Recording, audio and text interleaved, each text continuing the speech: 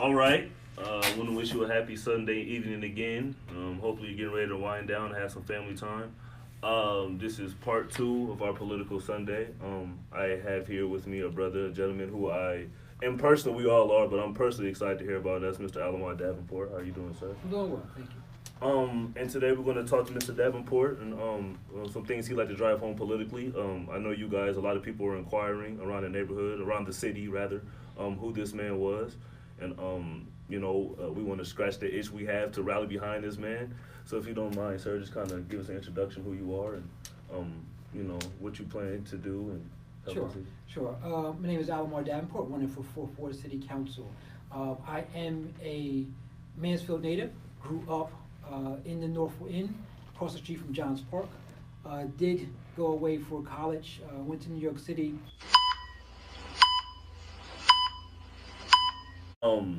As you know, assuming that you know you haven't spoke on it, but there's a lot of in our city. It seems to be I don't want to say an effort, but maybe not as much attention in community involvement.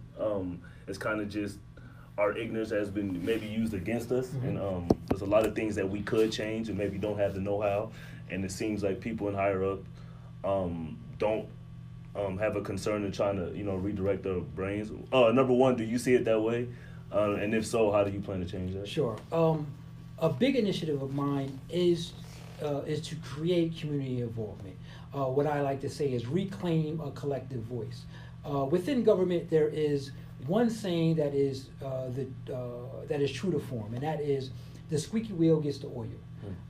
And how that equates to government is the community that votes is the community that the powers that be pay attention to. Voter turnout in the Fourth Ward historically has been low, and it contributes to why the North End and the Fourth Ward of Mansfield is an underserved area. The powers that be feel like they don't have to pay attention to the Fourth Ward because the Fourth Ward doesn't come out to vote. Our voice is our vote, and we haven't been speaking loudly. Yes, sir. A big initiative that I am partaking is evolving the community in political decisions. I want to create a community in the Fourth Ward that it leads itself rather than is being led, and that is done through community involvement. We've been on door knocking campaigns, phone banking campaigns to get the word out how important coming out to vote in this season is. What you're saying is very valid, and in order to change that, we must get out to vote. We must show the powers that be that we are here. We must stand up and say, notice us. Yes, sir. So yes, I do agree with that, and reclaiming a collective voice is how I plan on going about changing Yes, sir. that there.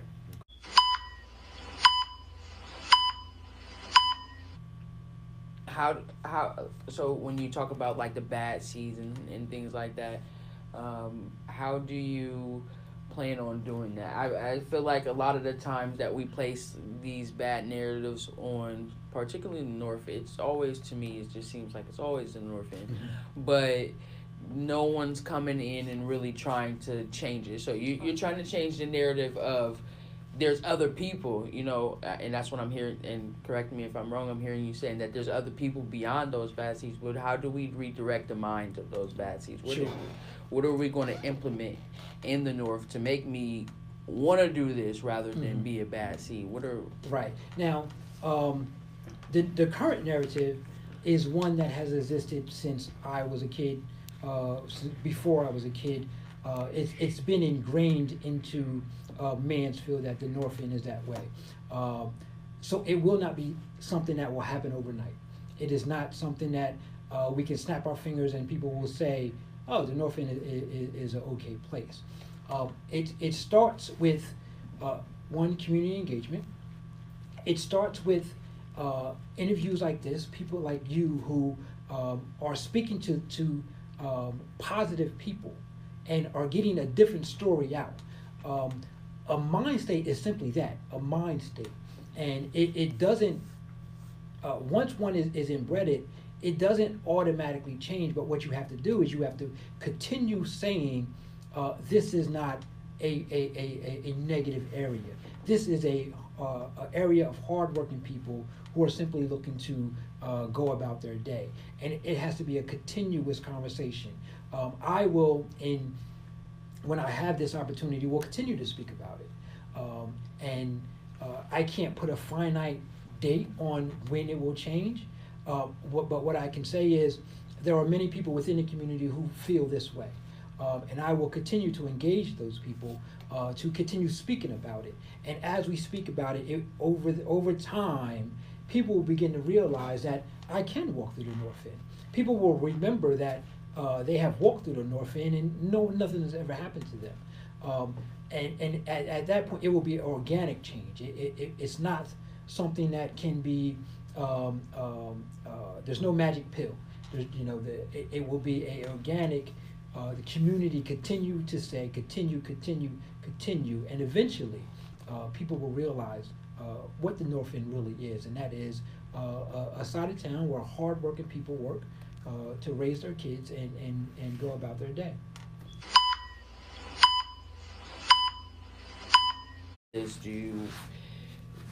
Do you look to expand beyond a councilman or anything in that sort? Do you have any other? My focus is the Fourth Ward. My focus today is to bring about change in the Fourth Ward, and that is the only thing that I'm focused on right now. I'm not focused on anything beyond May 7th. As of today, on May 8th, I'll begin focusing on the general election, and then I'll begin focus on going about the business of bettering the community where I grew up. And so we talked to the Mr. Aurelio Diaz. Okay, Yes. and I talked about how the youth is a big concern for me personally, being like the age that I am. I'm not, too much older than these people, but I am. Mm-hmm. And the gap between what there is to do or what things that we provide. And he kind of touched on, what we can do to or what steps have to be taken. But there, he didn't hint or mention on or touch on any specific plan. So for the Fourth Ward, which, like I said, I would consider, my neighborhood more, or where I came from, more of the Fifth Ward. Mm-hmm. But what plans do you look to implement for the youth? Like, I think that's like a very big thing to change narratives around Mansfield in its entirety, because I don't look at the North any different than I do the West or anything like that.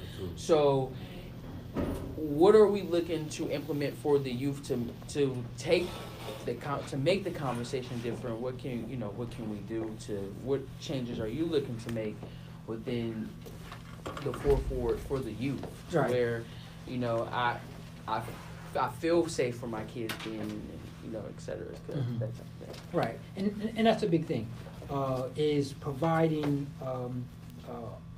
the youth with productive activities. It's something that is desperately needed, because when kids have nothing to do, they find trouble. When I was growing up, like I said, I lived right across the street from Johns Park, and there were a plethora of activities going on in Johns Park during the summer when school was out. I would wake up 9 o'clock in the morning, walk. There's this little pavilion that's there, and I would grab the kickballs, and we'd be playing foursquare, or there were just a bunch of things to do. Now, in order to bring that back, this goes back to reclaiming a collective voice. We must get out to vote.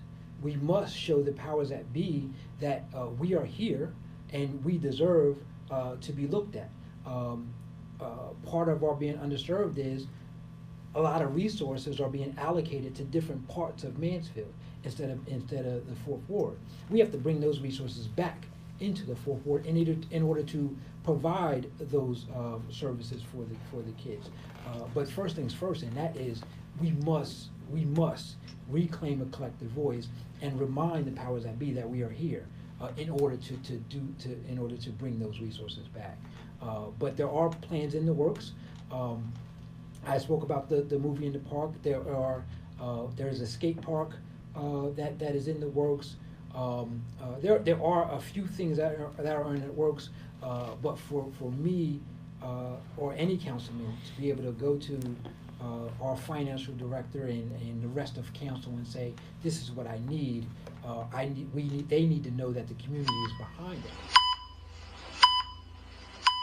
And brother, hearing you speak, is inspiring, and we have and you hear it, and it motivates, and it is inspiring, but us speaking from the blue collar neighborhoods, you didn't classify it that way, but the black, maybe where a lot of the black community stays, this isn't something, we've seen this before. We've Mm-hmm. seen individuals who get us fired up for the support, you know what I mean, that we win. It's kind of like, I'll be right back, Right. you know what I'm saying? And of course, assuming this is not true, what can I hold Mr. Councilman Davenport to? If I were to vote for him, what tangible result can I have during your term? Sure. When I moved back to Mansfield, I could have moved anywhere in Mansfield. Could have moved anywhere in Richland County, could have moved anywhere in Ohio. I chose to move back into the Fourth Ward because it is the neighborhood where I grew up, and it is the neighborhood that I want to see prosper. That is the only reason that I moved back to Mansfield, was into the Fourth Ward. It is for that reason. What you can hold me to is exactly what I'm saying today. I'm not going to sit here and pull dreams out of the sky. I'm not going to sit here and say, I can do this, I can do that, or this is what I can get done. What I can control is I am going to engage in community. I am going to communicate with the community about what is going on in government. I am going to, as I have been for the last 4 or 5 months, continue to knock doors and remind people what is going on. I am going to continue to hold town halls like I did a few weeks ago that will allow the community to address concerns that they may have, and me be able to communicate what is going on in the community.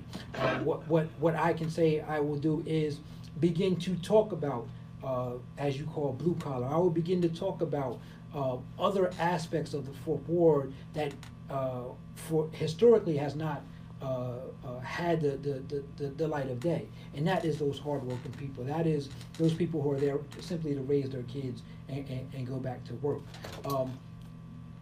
By doing that, I can begin to pull back resources. I can begin to go to the mayor and say, this is what we need.